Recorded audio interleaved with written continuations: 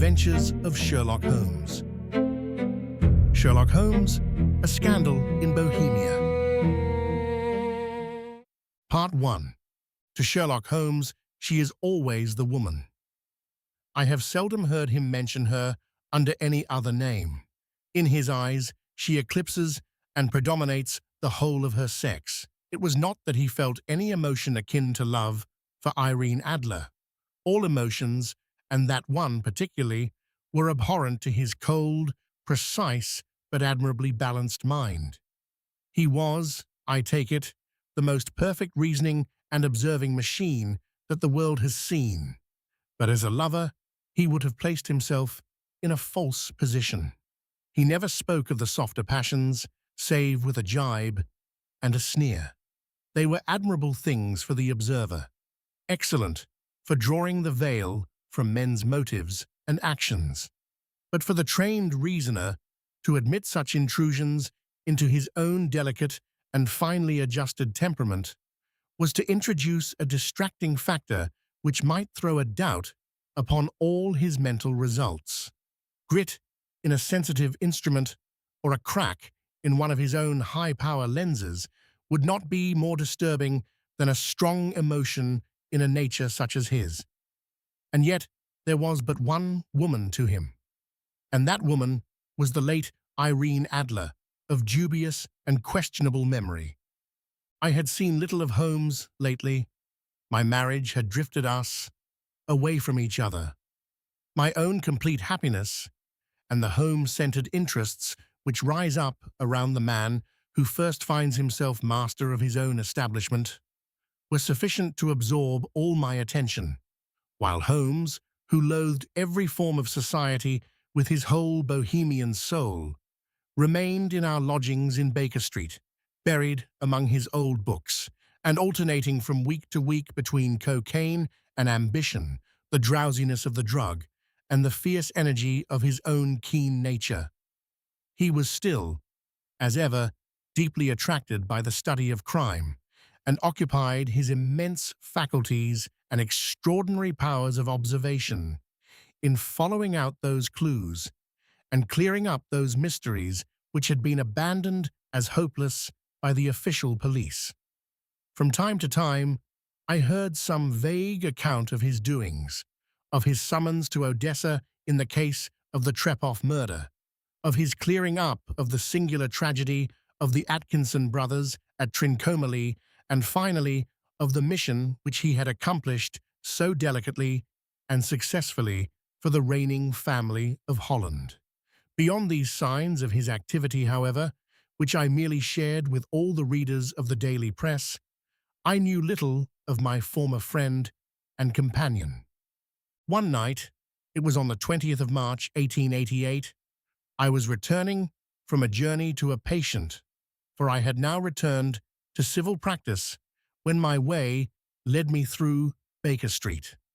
As I passed the well-remembered door, which must always be associated in my mind with my wooing and with the dark incidents of the study in scarlet, I was seized with a keen desire to see Holmes again and to know how he was employing his extraordinary powers. His rooms were brilliantly lit, and even as I looked up, I saw his tall, spare figure pass twice in a dark silhouette against the blind. He was pacing the room swiftly, eagerly, with his head sunk upon his chest and his hands clasped behind him. To me, who knew his every mood and habit, his attitude and manner told their own story. He was at work again. He had risen out of his drug-created dreams and was hot upon the scent of some new problem. I rang the bell and was shown up to the chamber which had formerly been in part my own. His manner was not effusive, it seldom was, but he was glad, I think, to see me. With hardly a word spoken, but with a kindly eye, he waved me to an armchair, threw across his case of cigars, and indicated a spirit case and a gasogene in the corner.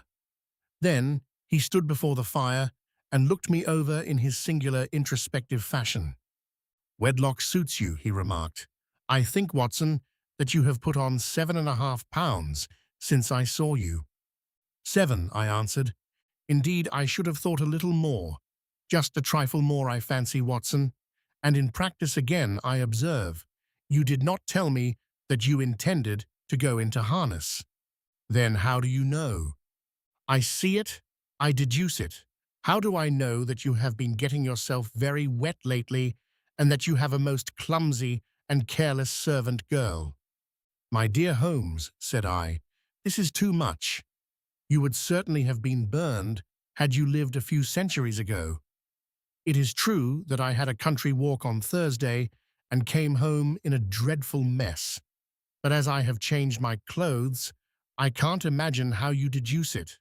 As to Mary Jane, she is incorrigible, and my wife has given her notice. But there again, I fail to see how you work it out. He chuckled to himself and rubbed his long, nervous hands together. It is simplicity itself, said he. My eyes tell me that on the inside of your left shoe, just where the firelight strikes it, the leather is scored by 6 almost parallel cuts. Obviously, they have been caused by someone who has very carelessly scraped round the edges of the sole in order to remove crusted mud from it. Hence, you see my double deduction that you had been out in vile weather and that you had a particularly malignant boot-slitting specimen of the London slavey. As to your practice, if a gentleman walks into my rooms smelling of iodoform, with a black mark of nitrate of silver upon his right forefinger, and a bulge on the right side of his top hat to show where he has secreted his stethoscope, I must be dull indeed if I do not pronounce him to be an active member of the medical profession. I could not help laughing at the ease with which he explained his process of deduction. When I hear you give your reasons, I remarked, the thing always appears to me to be so ridiculously simple that I could easily do it myself, though at each successive instance of your reasoning I am baffled until you explain your process. And yet I believe that my eyes are as good as yours. Quite so, he answered, lighting a cigarette and throwing himself down into an armchair. You see, but you do not observe. The distinction is clear. For example, you have frequently seen the steps which lead up from the hall to this room. Frequently. How often? Well, some hundreds of times. Then how many are there? How many, I don't know. Quite so. You have not observed, and yet you have seen. That is just my point. Now, I know that there are 17 steps, because I have both seen and observed. By the way, since you are interested in these little problems, and since you are good enough to chronicle 1 or 2 of my trifling experiences, you may be interested in this. He threw over a sheet of thick, pink-tinted notepaper which had been lying open upon the table. It came by the last post, said he. Read it aloud. The note was undated, and without either signature or address. There will call upon you tonight, at 7:45, it said, a gentleman who desires to consult you upon a matter of the very deepest moment. Your recent services to one of the royal houses of Europe have shown that you are one who may safely be trusted with matters which are of an importance which can hardly be exaggerated. This account of you we have from all quarters received. Be in your chamber, then, at that hour, and do not take it amiss if your visitor wear a mask. This is indeed a mystery, I remarked. What do you imagine that it means? I have no data yet. It is a capital mistake to theorize before one has data. Insensibly, one begins to twist facts to suit theories instead of theories to suit facts. But the note itself, what do you deduce from it? I carefully examined the writing and the paper upon which it was written. The man who wrote it was presumably well-to-do, I remarked, endeavoring to imitate my companion's processes. Such paper could not be bought under half-a-crown a packet. It is peculiarly strong and stiff. Peculiar, that is the very word, said Holmes. It is not an English paper at all. Hold it up to the light. I did so, and saw a large E with a small g, a P, and a large G with a small t, woven into the texture of the paper. What do you make of that? Asked Holmes. The name of the maker, no doubt, or his monogram, rather. Not at all. The G with the small t stands for Gesellschaft, which is the German for company. It is a customary contraction, like our common P, of course, stands for Papier. Now for the EG. Let us glance at our Continental Gazetteer. He took down a heavy brown volume from his shelves. Eglo, Iglonitz. Here we are, Igria. It is in a German-speaking country, in Bohemia, not far from Carlsbad, remarkable as being the scene of the death of Wallenstein, and for its numerous glass factories and paper mills. Ha ha, my boy, what do you make of that?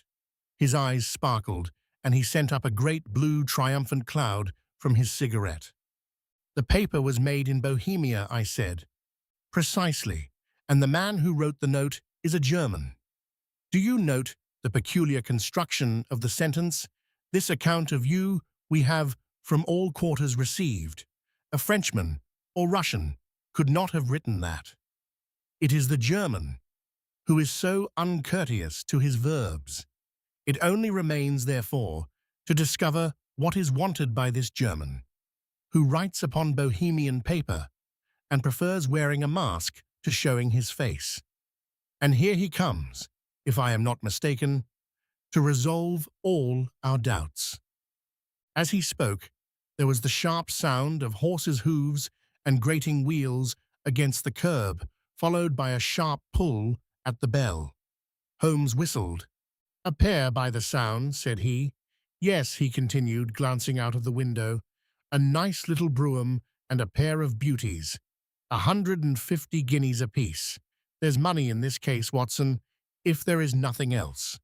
I think that I had better go, Holmes. Not a bit, Doctor. Stay where you are. I am lost without my Boswell. And this promises to be interesting. It would be a pity to miss it. But your client? Never mind him. I may want your help, and so may he. Here he comes. Sit down in that armchair, Doctor, and give us your best attention. A slow and heavy step, which had been heard upon the stairs and in the passage, paused immediately outside the door. Then there was a loud and authoritative tap. Come in, said Holmes. A man entered who could hardly have been less than 6 feet 6 inches in height, with the chest and limbs of a Hercules. His dress was rich with a richness which would, in England, be looked upon as akin to bad taste. Heavy bands of astrakhan were slashed across the sleeves and fronts of his double-breasted coat, while the deep blue cloak, which was thrown over his shoulders, was lined with flame-colored silk and secured at the neck with a brooch, which consisted of a single flaming beryl. Boots, which extended halfway up his calves and which were trimmed at the tops with rich brown fur, completed the impression of barbaric opulence which was suggested by his whole appearance. He carried a broad-brimmed hat in his hand, while he wore across the upper part of his face, extending down past the cheekbones, a black-visored mask, which he had apparently adjusted that very moment, for his hand was still raised to it as he entered. From the lower part of the face, he appeared to be a man of strong character, with a thick, hanging lip and a long, straight chin, suggestive of resolution pushed to the length of obstinacy. You had my note? He asked with a deep, harsh voice and a strongly marked German accent. I told you that I would call. He looked from one to the other of us, as if uncertain which to address. Pray take a seat, said Holmes. This is my friend and colleague, Dr. Watson, who is occasionally good enough to help me in my cases. Whom have I the honor to address? You may address me as the Count von Kram, a Bohemian nobleman. I understand that this gentleman, your friend, is a man of honor and discretion, whom I may trust with a matter of the most extreme importance. If not, I should much prefer to communicate with you alone. I rose to go, but Holmes caught me by the wrist and pushed me back into my chair. "It is both or none," said he. "You may say before this gentleman anything which you may say to me." The Count shrugged his broad shoulders. "Then I must begin," said he, "by binding you both to absolute secrecy for 2 years. At the end of that time, the matter will be of no importance. At present, it is not too much to say that it is of such weight it may have an influence upon European history." "I promise," said Holmes, "and you will excuse this mask," continued our strange visitor. "The august person who employs me wishes his agent to be unknown to you, and I may confess at once that the title by which I have just called myself is not exactly my own." "I was aware of it," said Holmes dryly. "The circumstances are of great delicacy, and every precaution has to be taken to quench what might grow to be an immense scandal and seriously compromise one of the reigning families of Europe. To speak plainly, the matter implicates the great house of Ormstein, hereditary kings of Bohemia."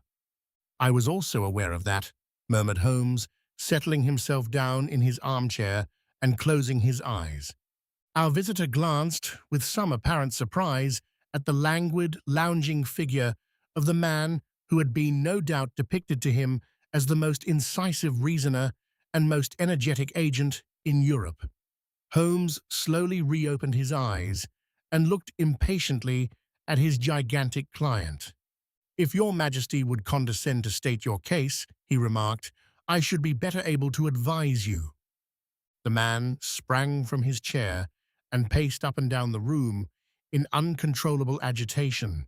Then, with a gesture of desperation, he tore the mask from his face and hurled it upon the ground. "You are right," he cried. "I am the king. Why should I attempt to conceal it?" "Why, indeed," murmured Holmes. "Your Majesty had not spoken before I was aware that I was addressing Wilhelm Gottsreich Sigismund von Ormstein, Grand Duke of Kassel-Felstein, and hereditary King of Bohemia." "But you can understand," said our strange visitor, sitting down once more and passing his hand over his high white forehead, "you can understand that I am not accustomed to doing such business in my own person, yet the matter was so delicate that I could not confide it to an agent without putting myself in his power. I have come incognito from Prague for the purpose of consulting you." "Then pray consult," said Holmes, shutting his eyes once more. "The facts are briefly these. Some 5 years ago, during a lengthy visit to Warsaw, I made the acquaintance of the well-known adventuress Irene Adler. The name is no doubt familiar to you. Kindly look her up in my index, Doctor," murmured Holmes without opening his eyes. For many years, he had adopted a system of docketing all paragraphs concerning men and things, so that it was difficult to name a subject or a person on which he could not at once furnish information. In this case, I found her biography sandwiched in between that of a Hebrew rabbi and that of a staff commander who had written a monograph upon the deep-sea fishes. "Let me see," said Holmes. Born in New Jersey in the year 1858. Contralto La Scala prima donna Imperial Opera of Warsaw, yes. Retired from operatic stage, Living in London, quite so. Your Majesty, as I understand, became entangled with this young person, wrote her some compromising letters, and is now desirous of getting those letters back." "Precisely so. But how? Was there a secret marriage?" "None." "No legal papers or certificates?" "None." "Then I fail to follow your Majesty. If this young person should produce her letters for blackmailing or other purposes, how is she to prove their authenticity? There is the writing. Pooh, forgery. My private notepaper. Stolen. My own seal. Imitated. My photograph. Bought. We were both in the photograph. Oh dear, that is very bad. Your Majesty has indeed committed an indiscretion. I was mad, insane. You have compromised yourself seriously. I was only Crown Prince then. I was young. I am but 30 now.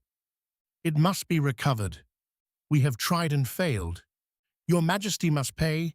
It must be bought. She will not sell. Stolen then. 5 attempts have been made. Twice burglars in my pay ransacked her house. Once we diverted her luggage when she travelled. Twice she has been waylaid. There has been no result. No sign of it? Absolutely none. Holmes laughed. It is quite a pretty little problem, said he. But a very serious one to me, returned the king reproachfully. Very indeed. And what does she propose to do with the photograph? To ruin me. But how? I am about to be married. So I have heard. To Clotilde Lothman von Saxe-Meiningen, second daughter of the King of Scandinavia.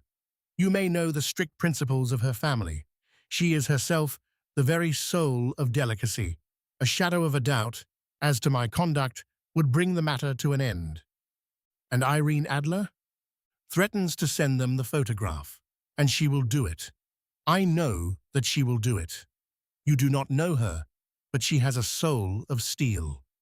She has the face of the most beautiful of women, and the mind of the most resolute of men. Rather than I should marry another woman, there are no lengths to which she would not go, none. You are sure that she has not sent it yet? I am sure. And why? Because she has said that she would send it on the day when the betrothal was publicly proclaimed. That will be next Monday. Oh, then we have 3 days yet, said Holmes with a yawn. That is very fortunate, as I have 1 or 2 matters of importance to look into just at present.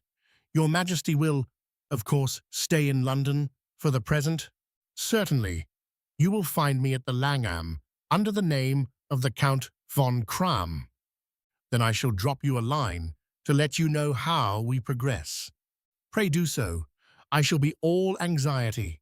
Then as to money, you have carte blanche. Absolutely. I tell you that I would give one of the provinces of my kingdom to have that photograph. And for present expenses? The king took a heavy chamois leather bag from under his cloak and laid it on the table. There are £300 in gold and 700 in notes, he said. Holmes scribbled a receipt upon a sheet of his notebook and handed it to him. And Mademoiselle's address, he asked, is Briony Lodge, Serpentine Avenue, St. John's Wood. Holmes took a note of it. One other question, said he. Was the photograph a cabinet? It was. Then good night, Your Majesty, and I trust that we shall soon have some good news for you. And good night, Watson, he added, as the wheels of the royal brougham rolled down the street. If you will be good enough to call tomorrow afternoon at 3 o'clock, I should like to chat this little matter over with you.